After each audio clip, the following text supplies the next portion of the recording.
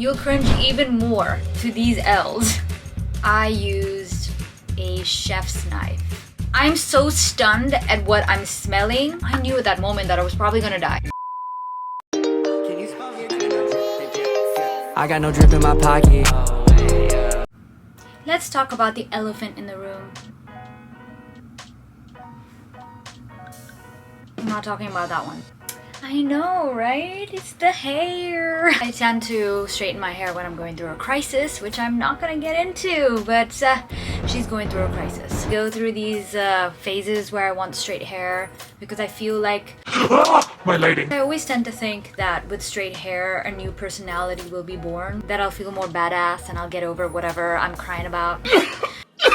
Anywho, we're going to be diving deep into more of my embarrassing L's. Why would I do this? I'm already embarrassing enough in person, so might as well put it on the internet, right? Monetize that shit. These L's are even worse than the first ones. You'll cringe even more to these L's. If you haven't watched the first part, go ahead and watch that already. It'll give you a little prerequisite to what I'm like in person, what my tendencies are.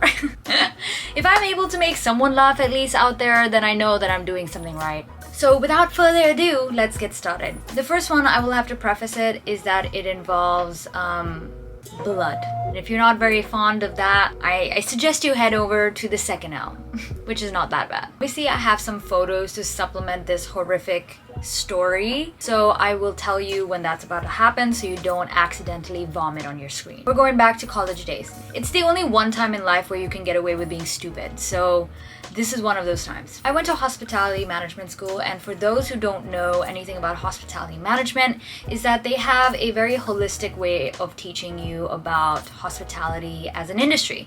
So one of the things that we had to learn within the first semester is how to cook. Yeah, we had actual cooking lessons. And it wasn't specific dishes, it was about learning about the operations and how it works in casual dining, fine dining. We had different restaurants in the school that we could reserve. It was a whole thing. I'm not gonna lie, it was kind of bougie to a certain extent. So it was my first day of so-called cooking class where we learned about casual dining. We were in charge of creating food for the buffet that was for the students who were there to eat for lunch. So the first day I was put into groups with my best friend, my now best friend named Paulina. And you know, we were creating a dish. I don't exactly remember now because my brain is a little blacked out from that memory. But I do remember that it involved shrimp. These prawns were frozen in these plastic sealed bags. So, and I had to take the prawns out and put it into something. I don't remember. Instead of being a normal human being and using a scissor, I used a chef's knife. I don't know if you know what a chef's knife is. It's not this big. It's this big. And it's used to cut up meats. So I took this chef's knife and instead of putting it on, instead of putting it on the metal slab where you prepare the stuff like this, I held the bag in my hand and pointed the knife perpendicular from my chest outwards. I pushed the knife towards the bag to open it, to slice it open, but I inadvertently, trigger warning, cut open my entire middle finger. I don't know how to explain it, but I didn't feel anything. I just knew in that moment that I had contact with my body. I let go of the prawn, but as I'm looking at the prawns on the floor that is like spilled over, I see an entire pool of blood. When I opened my palm towards me, the bottom part of my finger had been sliced open to the point that I could see my bone. But I'm screaming bloody murder. My friend Paulina turns to me and she comes towards me. She sees my finger and she almost pukes her guts out. The head chef comes, he pulls me over and he puts my hand into ice water. So this entire process, I didn't feel anything. I was just shocked at the sight. I saw my bone. I cut my nerves off when I cut open my finger. So that's what the doctor told me. So we rushed over to the hospital and I got 6 stitches on my finger. And till this day, I can't feel my finger. Do you see that? Yeah, that's like where I got the stitches. And if I press it, yeah, I can't feel anything. It was actually really Trigger warning, I'm just gonna put the photos up in 3, 2, 1. So that's what it looked like. And I don't know why I was smiling the entire time. I think it was just like a coping mechanism to deal with the stupidity of what just happened. The second L that I can remember, which was pretty embarrassing for me, was I came back from uni and I realized I didn't have a lot of friends. So when I came back, I encountered this girl. Hi Natasha, what's up? If you do not comment on the fact that I mentioned you, you're not a friend. And she was the one that was involved in me throwing out my phone at my car, and that's in the first embarrassing L. She was there when this whole thing was happening. She was laughing her ass off. So safe to say I made a great impression. So from that incident, she started inviting me to more hangouts with her friends. There was one night specifically that she invited me to her house where she was inviting all of her friends who are currently my friends. I remember throughout the party we're drinking, we're having fun, and I remember earlier that day I had a minor L of a situation, and I remember thinking, this day is not gonna go that well if it started off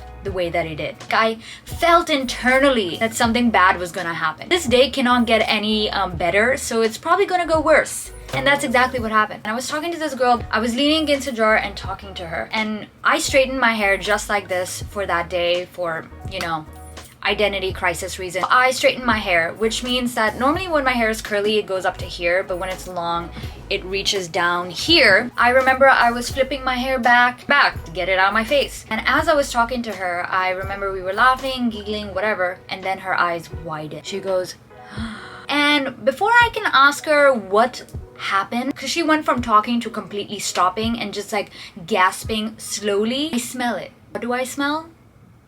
My hair burning. Before I realized it, my hair was burning from the candle that was behind me. My hair reached the candle that was on the drawer that I was leaning against, and it started to burn. All these new people that don't even know me are looking at me like I'm some sort of anomaly. You know, solid one. Solid, bestie. You did it. You did it, fam. I look down on the floor and I see like all my curled up, you know, hair that's burnt on the floor around me, like it was like a witch circle. Everyone's stunned because it happened so fast. But my expression the entire time was so stoic. And alcohol is a depressant. It truly is. Because in that moment, I had no reaction. I didn't say anything. In the grand scheme of things, it's just hair. I just stood there and smelled my hair. And so did the rest of the people that were there in the room. Safe to say they all remember me and they're still my friends. Do you feel bad for me yet? So the last story is extremely hilarious as well, but this one is a little bit of a lengthy one. So for my sister's birthday last year, my parents wanted to do something different, and instead of going out for lunches and brunches and dinners, we decided to go kayaking. Shut up! Going kayak without any sort of idea of what it was to entail. What we knew is as we were going out from this place that we started, we would go around the islands out to open sea, stop at a beach, and come around the same way that we started at. If I were to give you a visual, it would be a mushroom. Got it?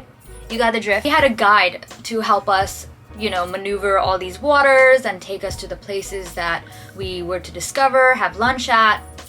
The whole thing. We started, it was me and my sister in the same boat and my dad and my mom in the same boat. So we went in two kayaks, our guide was in the front, and we kept going. Midway through, my arm started to like really hurt. I was a bit tired because, you know, these guns, they have so much power in it, but my sister could keep going. Now we are at the Strait of the Mushroom and now we're gonna curve. So as we're curving, Hurricane Katrina happened. There was so much wind that came out of absolutely nowhere. We were trying to get to the island that we were gonna have lunch at, but because Hurricane Katrina was so strong that we were rowing, but we weren't going anywhere. We weren't going anywhere. We were rowing for, I believe, 45 minutes in the same spot as the wind was pushing us backwards. And I was losing energy at this moment. I thought it was gonna be easy. My mom is like set adrift and my dad is set adrift in one area. Me and my sister are getting lost. And at one point I told my sister that, you know, I loved her and we're gonna end up being like Robinson Crusoe on a deserted island. And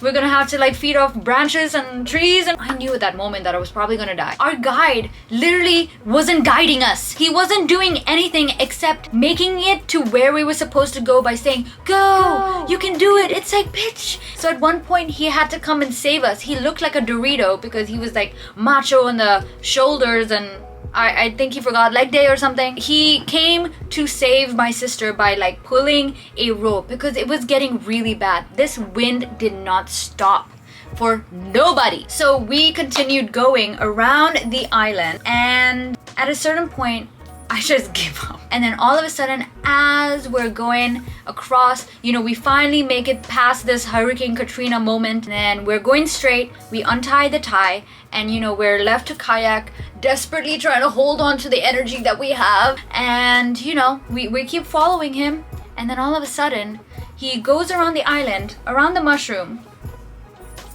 and he's gone. He's gone. So we try to look for him. We kayak ahead, and we notice our guide is gone. But we're so tired at this point, I start to throw a fit. I'm crying. My mom's laughing at me. My sister's laughing at me because they both can continue, but me and my dad are done. So at a certain point, I'm like, I can't do this anymore. It's so tiring. My arms are aching. And at one point my parents are like, let's stop at this random island and try to call for help. I'm calling my boyfriend. Someone is trying to call someone, but we have no service. I don't think we're in Hong Kong anymore. So at a certain point we start to call for any boat that can like pick us up. Like, help! And finally the agriculture and conservation department, fishery, something or the other boat came and pick us up, and I had to feign being sick so that we could sit on the boat while they drove us back to the beach where we started at. But our guide was nowhere to be seen throughout this entire process. Dying. My sister and my mom are having a great time. They thought they had the best time of their life. My dad was ready to put a dent in his skull until 20 minutes later, when we finished packing up and we're ready to go, he comes in swiftly. He's like, hey, where'd you guys go? It's like, bro, you left us. You abandoned us. I'm just saying, I have a lot of abandonment issues, so that really didn't help in that regard. I was like, even my guide wanted to leave me. My dad was ready to throw a punch, but he did it in the best way that he knew how, through kind of reporting about the negligence that this man performed. He basically left us on an island and we got rescued by a boat. The owner called me up and he was like, I'm so sorry that this happened. The next time you get like 50% off, whatever. It didn't really matter because we were never gonna do that again. It was just that this guy had been suspended from his duty because obviously what he did was not right. But I can definitely say that this was a major L on our part because firstly, these guns are super strong. I wasn't strong enough to continue kayaking.